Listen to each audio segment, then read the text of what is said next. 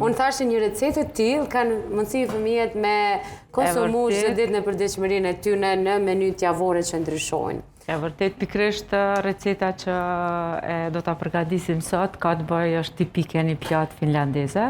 Është një supë me salmon, ku në fillim e kemi buterin e gatuj me pore, mandej shtojmë karrotën edhe patatën, e qëru ma herët.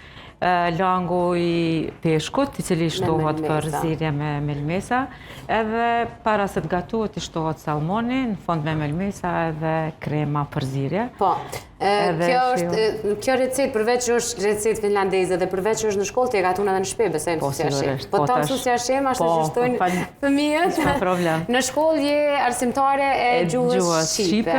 Edhe landës home economics, që thot ekonomi shtëpiake, ku nxënësat tonë kanë mundësin të aftësohen të ardhmen për jetë, që të jetojnë, studiojnë jashtë, edhe t'i kanë gatimet bazike të kanë mundësia ta vetë me u përkujdes për veten, duke fillu pra hapat e parë që i marrin shkollë me ushqimet shëndetshme, duke fillu prej ekonomisë, prej organizimit, prej blerjes, prej mundësive, prej gjithçka